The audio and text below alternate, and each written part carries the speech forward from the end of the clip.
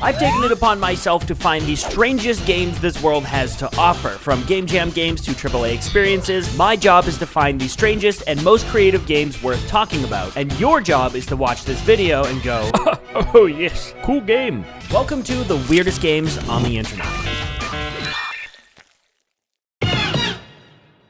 There is one skill that every single human on the planet learns at some point in time, and that skill is opening doors. Just More Doors puts your door opening skills to the test with endless rooms and endless doors. Literally. When do the doors end? Where did all these doors come from? Someone asked me once, is there more wheels or more doors in the planet? And I think I have the answer for you. The answer is doors! I spent an hour opening doors, following the guiding dialogue, trying to punch in these codes to see if I could find an exit, and all I found was more doors. This is Frodo's worst nightmare. 'Cause more doors? More door? I was about to call it quits. I couldn't tell if this game was just designed to make you open doors for the rest of your life or if there was actually an exit. But as it turns out, the answer was right in front of me the whole time. I was just being too dumb and baby stupid to stop and actually think about it. You see, nobody said I had to actually go through the door after I opened it. I could just ignore my desire to walk through every archway I see and wait for something else to happen.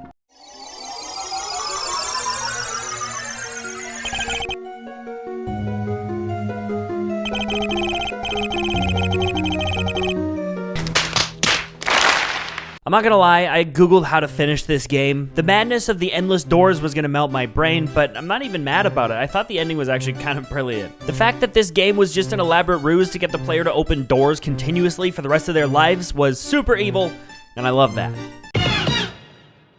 Night of the Consumer has you playing as a pair of arms, and boy oh boy is this ever an accurate representation of what it's like to work in retail.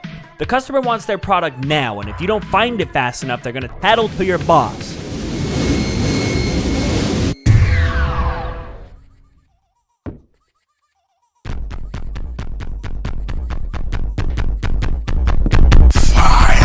The aesthetic and the audio and just the overall design of this game is extremely anxiety-inducing.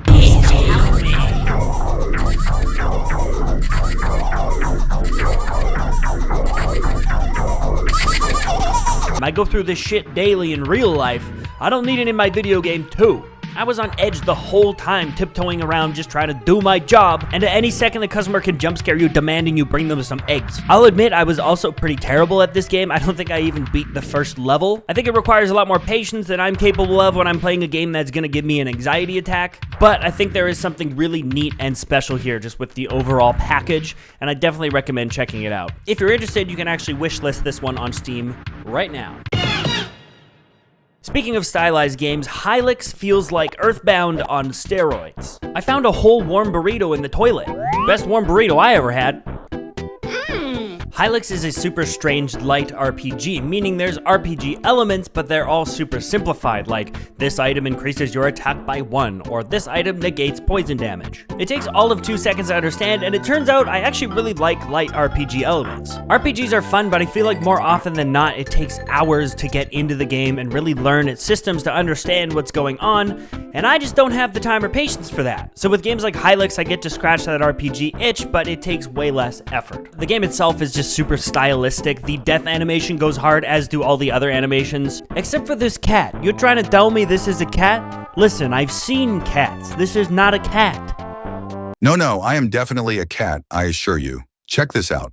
Meow, meow, meow. Meow, meow. Meow, meow, meow, meow. Hey, oh, meow, meow, wow, Yahweh. Purr, meow. Look at me, a little kitty cat. Purr, purr. I love catnip. Catnip is my favorite type of nip. And I hate dogs. Oh, yeah, I loathe little stinky dogs. I just love playing with mouse ball and eating tuna. Being a cat is just the best. I always land on my feet when I feet on my fall. On my land on my feet first. No way that I am not a real cart. I am as real as a car can go. I stand corrected. This is a great game to scratch the RPG itch and give you some weird shit to look at and make you go, what the heck?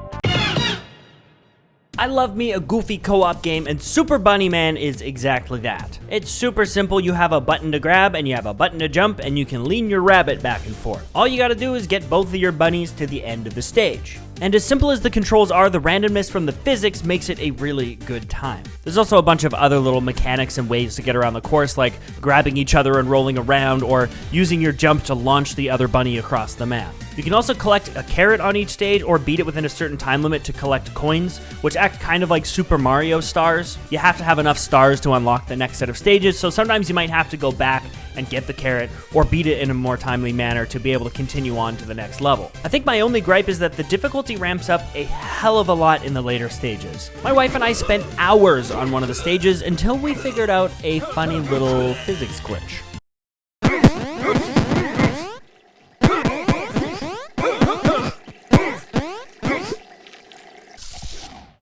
I mean, this game's a little bit broken, but damn, is it ever a good time.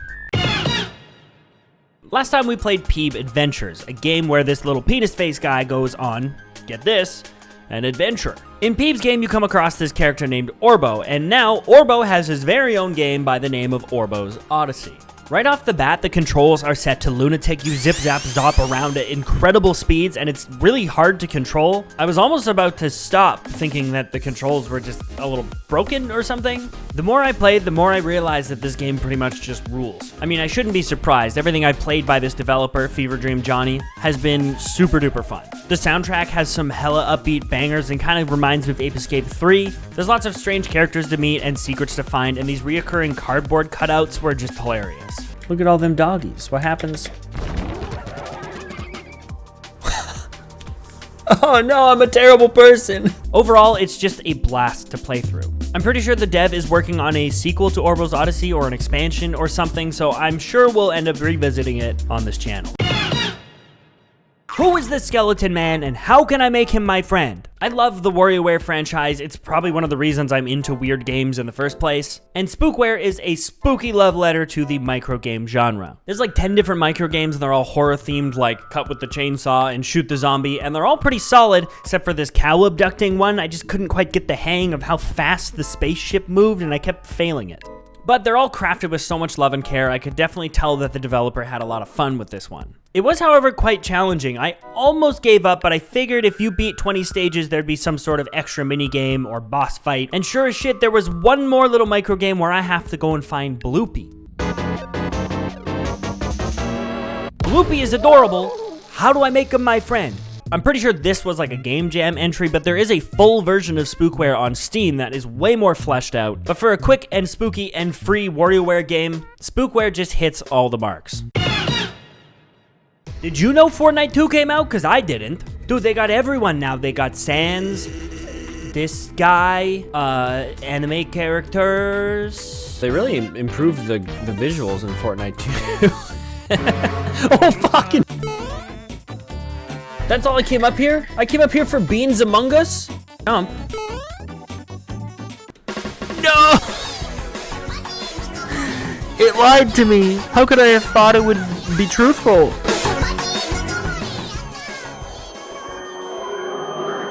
Welcome to Fortnite 2, everyone. Oh. No, dude, no, this isn't fair. Dude, these kids are just so good at Fortnite these days, dude. I pull up into a confrontation and they just build a tower in like 2 seconds and I die. How are they so good? They're like 8 years old. Oh, man. One victory royale, yeah, Fortnite, we bout to get down. This was so worth it. Do we play Cancer Stage or what?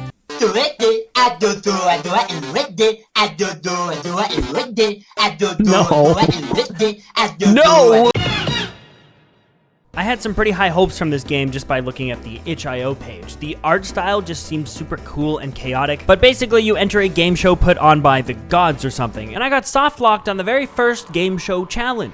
You see, this game requires you to type words fast, like super fast, and I still chicken peck like a stinky 5th grader. I don't have the speed or accuracy to type words as fast as this game needs me to. I literally can't continue playing this game because Mario never taught me typing. The American Revolutionary War was fought from the years 1775 to 1781. As far as strange platformers go, Fluty didn't really do it for me, but there is one mechanic in this game I had to talk about. Fluty has a G-dang piss mechanic. Excuse me, could I have a game solely focused around a piss mechanic that makes things shrink or grow, or...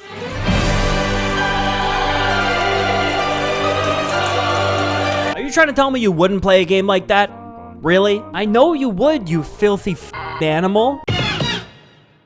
I've got numerous fond memories of playing DSiWare games on my DSi, and now that I think of it, it's actually probably one of my first tastes of what indie gaming had to offer. I mean, at the time I was obsessed with this game called Aura Climber, which looking back at it now isn't much more than any given mobile game. Regardless though, I just love the nostalgic feeling I get from this era of gaming. Zamsire, the creator of Eggdog, created a game called Eggdog Extend, and they purposely set out to try and capture the feeling of this era of gaming. And I think they absolutely nailed it. The art style absolutely screams DSi, and the soundtrack is killer, and the gameplay is simple enough, but still pretty addicting. It just makes me feel so nostalgic for one of my favorite eras of gaming. I'd even pay a whole $1 to play this on my phone, my iPhone. Zamsire, $1 whole. All right, that's all the games I had to talk about today. Thank you so much for watching. If you have any suggestions for me to try out, leave them in the comments below. Peace!